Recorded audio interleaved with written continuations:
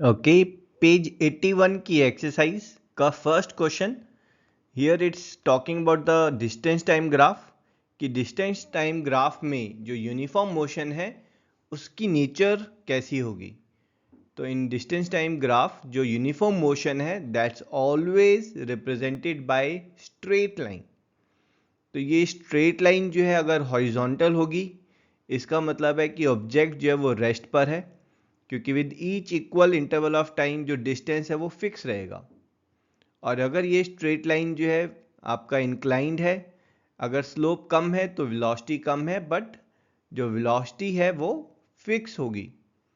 और अगर स्लोप ज़्यादा है तो वेलोसिटी ज़्यादा होगी। ठीक है, ओनली थिंग इज अगर यूनिफॉर्म मोशन है तो ये जो लाइन है ये स्ट्रेट होगी। It can be horizontal, inclined, slightly more vertical, but it will be straight line.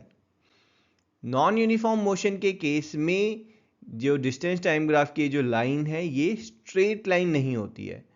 ठीक है, ये जो लाइन है ये जिगजैग हो सकती है, कर्व हो सकती है, बट स्ट्रेट नहीं होगी। अगर ये कर्व्ड है तो ये एक्सेलरेटेड मोशन है, अगर ये जिगजैग है तो इसका मतलब है कि स्पीड जो है वो इंक्रीज कर रही है, फिर डिक्रीज कर रही है, अगेन इंक्रीजिंग, एंड दस नॉन यूनिफॉर्म मोशन।